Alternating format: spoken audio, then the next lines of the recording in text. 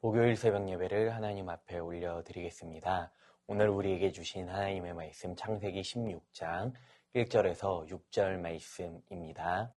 아브라함의 아내 사레는 출산하지 못하였고 그에게 한 여종이 있으니 애굽 사람이요 이름은 하갈이라.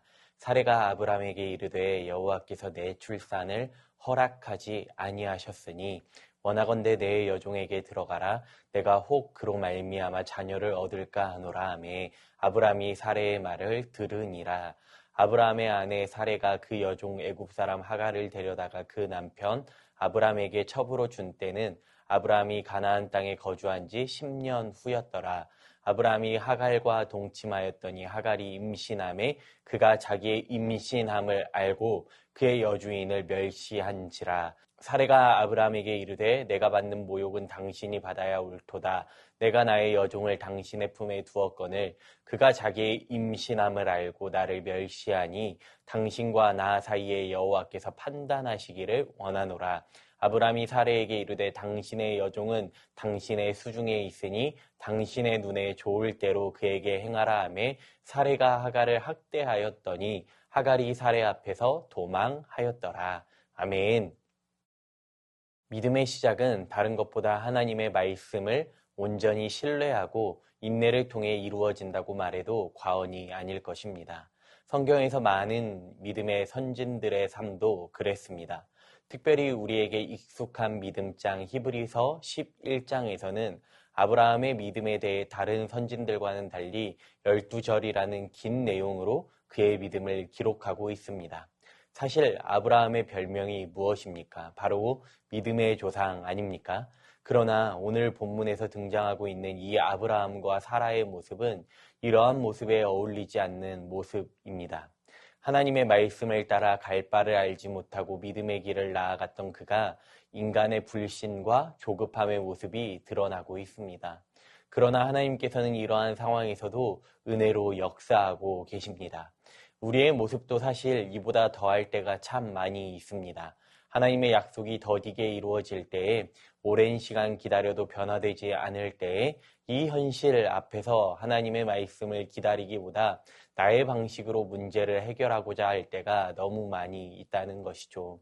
그러나 우리의 잘못된 선택 속에서도 하나님은 선으로 이루어 가시고 하나님의 구속 역사를 이루어 가십니다. 하나님은 분명 아브라함에게 큰 민족을 이루겠다고 약속하셨습니다. 그러나 10년이라는 시간이 흘러도 여전히 사라는 자녀를 낳지 못했습니다. 그러니까 당시 아브라함의 나이는 85세, 사라의 나이는 75세 정도였기 때문에 사라에게 조급함이 생겼던 것 같습니다. 그래서 그가 선택한 방법은 바로 인간적인 방법으로 자녀를 얻는 것입니다. 오늘 보면 2절 말씀입니다. 사레가 아브라함에게 이르되 여호와께서 내 출산을 허락하지 아니하셨으니 원하건대 내 여종에게 들어가라. 내가 혹 그로 말미암아 자녀를 얻을까 하노라. 아브라함이 사레의 말을 들으니라. 인간적인 방법, 자신의 여종 바로 하갈을 통해 자녀를 얻고자 한 것입니다. 사실 이 방법이 당시에는 종종 이루어진 방법입니다. 후손을 얻기 위해 종을 통해 자녀를 낳고 자녀를 통해 후손을 이루어가는 것이 관습적으로 허용되었던 부분이었습니다. 그러나 하나님의 약속은 사람의 관습이 아니라 믿음으로 주어지는 약속이며 인간적인 방법이 아니라 하나님의 방법으로 이루어집니다. 사라는 하나님의 약속보다 현실적인 상황을 더 크게 보았습니다. 여호와께서 내 출산을 허락하지 아니하셨으니, 그러니까 하나님께서 허락하지 않으신 것이 아니라 사람의 마음이 하나님의 약속보다 더 조급했던 것이죠. 그러나 이 선택이 어떠한 결과를 초래하게 됩니까? 하갈의 태도가 변화합니다. 하갈은 자신이 임신을 하자마자 자신의 위치가 달라졌다고 생각합니다. 4절 말씀입니다. 아브라함이 하갈과 동침하였더니 하갈이 임신함에 그가 자기의 임신함을 알고 그의 여주인을 멸시한지라. 그러니까 하갈의 마음에 교만이 생겼습니다. 인간의 본성과 특성, 특별히 지위나 상황이 달라질 때에 마음의 변화가 너무나도 쉽게 이루어지는 것을 이 본문에서 우리는 너무나도 현실적으로 마주하고 있습니다. 하갈이 분명 임신했지만 그와 사라의 관계는 여전히 주인과 종의 관계입니다. 스스로 자신을 높이고자 해도 스스로 높아질 수 없는 것이죠. 우리 역시도 마찬가지 아닙니까? 내가 아무리 높아지고자 하더라도, 내가 아무리 하나님의 뜻을 다 안다고 자부해도 우리 스스로 하나님의 뜻을 알 수 없고 높아질 수도 없습니다. 하나님과 우리의 관계 속에서 나는 얼마나 하나님을 높이고 하나님을 인정하며 살고 있는지 우리의 마음을 점검해 보아야 합니다. 사라가 이 문제를 가지고 아브라함에게 맡기며 당신이 이 일에 책임이 있다라고 항의하지만 아브라함의 반응은 자신의 책임을 피하고 있습니다. 그리고 그가 선택했던 것은 하갈을 사라의 손에 맡기는 것입니다. 그러자 사라가 하갈을 학대했고 하갈은 견디지 못하고 도망가게 됩니다. 하나님의 약속을 기다리지 못하고 인간의 방법대로 그 계획을 이끌고자 할 때에 인간의 민낯이 그대로 드러나는 순간입니다. 사실 인간은 얼마나 연약한 존재입니까? 이들과 마찬가지로 우리 역시도 우리가 선택한 결과에 있어서 우리 스스로 책임질 수 없는 것이 오늘 나의 모습입니다. 그러나 하나님께서는 이러한 상황에서도 여전히 은혜와 자비를 베풀어 주십니다. 우리에게 먼저 찾아와 주시죠. 오늘 본문 7절 말씀을 보시면 여호와의 사자가 광야의 샘물 곁 곧 술길 샘 곁에서 그를 만나. 하갈이 광야를 향해 도망갔을 때 여호와의 사자가 그곳으로 찾아옵니다. 그리고 그 천사가 하갈에게 이와 같이 묻는 것이죠. 사레의 여종 하갈아, 내가 어디서 왔으며 어디로 가느냐? 하갈은 이 질문 앞에 내 여주인 앞에서 도망한다고 대답합니다. 이것은 단순한 사실을 진술하는 것이 아니라 자신의 위치와 존재를 인정하는 회개입니다. 이후 9절부터 천사는 하갈에게 명령합니다. 다시 여주인에게 돌아가서 복종하라는 것이죠. 사실 이 명령, 하갈의 입장에서는 순종하기 매우 어려운 명령입니다. 누구나 고생하고 싶지 않고 누구나 고난의 길을 피하고 싶은데 알면서 그 길을 갈 수 있겠습니까? 그러나 하나님은 명령만 하시지 않고 그와 더불어 약속도 함께하고 계십니다. 오늘 보면 10절과 11절 말씀입니다. 여호와의 사자가 또 그에게 이르되 내가 내 씨를 크게 변성하여 그 수가 많아 셀 수 없게 하리라. 여호와의 사자가 또 그에게 이르되 내가 임신하였은즉 아들을 낳으리니 그 이름을 이스마엘이라 하라. 이는 여호와께서 내 고통을 들으셨음이니라. 그러니까 하나님께서 하갈의 후손에 대한 축복을 약속해 주셨고 이스마엘이라는 이름을 통해 하갈이 겪고 있는 고통과 눈물을 기억하고 계신다는 것입니다. 오늘 본문 13절 말씀을 보면 하갈이 자기에게 이르신 여호와의 이름을 나를 살피시는 하나님이라 하였으니 이는 내가 어떻게 여기서 나를 살피시는 하나님을 배웠는고 함이라. 하갈은 놀라운 신앙 고백을 합니다. 나를 살피시는 하나님, 엘로이, 이 표현은 성경 최초로 인간이 하나님께 이름을 붙이는 장면이기도 합니다.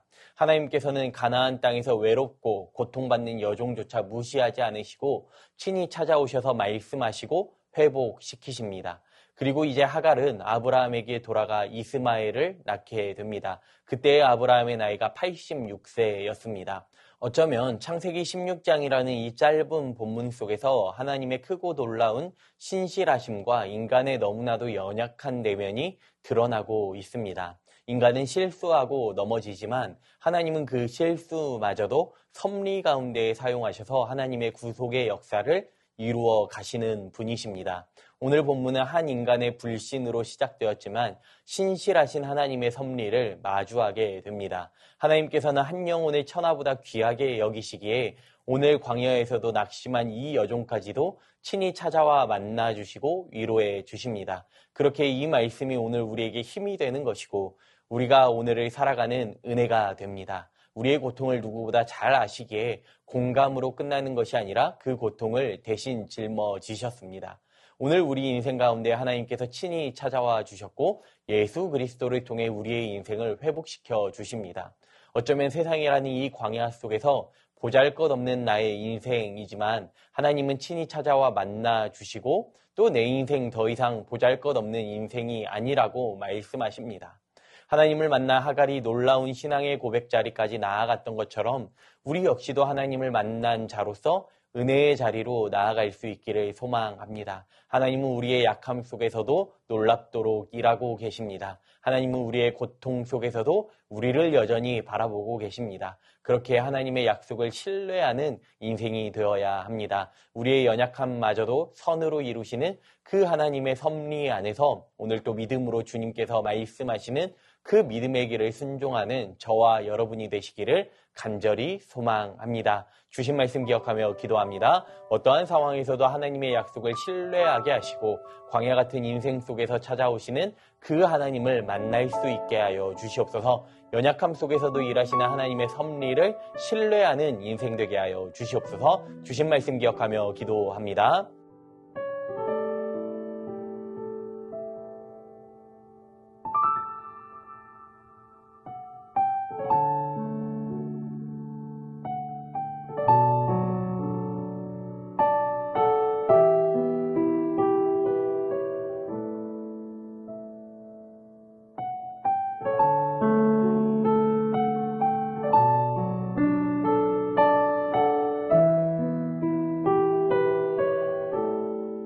나라와 열방을 위해 기도합니다. 하나님의 공의와 정의가 이 나라 가운데 임하게 하시고 위정자들이 나라와 국민을 위해 섬기게 하여 주시옵소서. 이 땅의 교회가 고통받고 어려움에 있는 이웃들을 살피고 복음의 통로로 쓰임받게 하여 주시옵소서. 전쟁과 재난, 자연재해로 신음하는 열방을 위로하여 주시고 주님 주시는 참된 평화와 평안만이 넘쳐나게 하여 주시옵소서. 나라와 열방을 위해 기도합니다.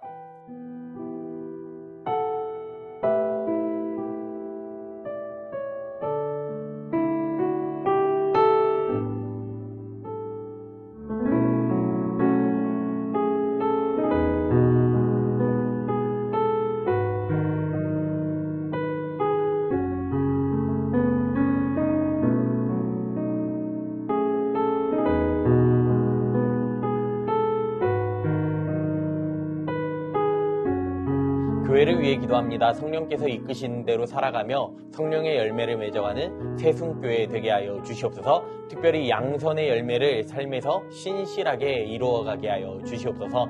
재직 세미나의 모든 재직들이 함께 참석하여 2026년 하나님께서 맡기신 귀한 사명을 신실하게 감당하게 하여 주시옵소서. 담임 목사님 성령 충만하게 하시고 날마다 세임과 능력과 지혜로 함께 하여 주시옵소서. 겨울 사역을 준비하는 다음 세대 위에 풍성한 은혜로 함께 하여 주시라고 이 시간 교회를 위해 기도합니다.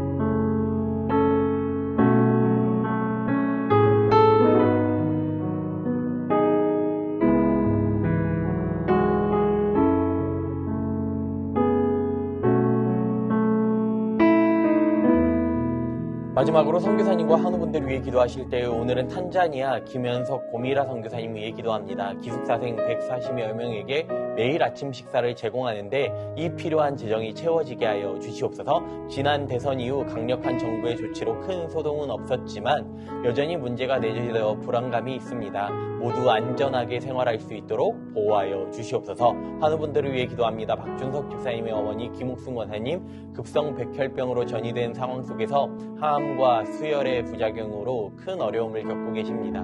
의료진이 속히 치료의 방향을 결정하게 하시고 권사님과 가족들의 마음을 붙들어 주시사 회복의 은혜로 함께하여 주시옵소서. 양금숙 성도님 췌장암이 재발하여 항암을 시작하셨습니다. 잘 견디고 이겨내도록 도우시고 항암을 통해 깨끗하게 치료되게 하여 주시옵소서.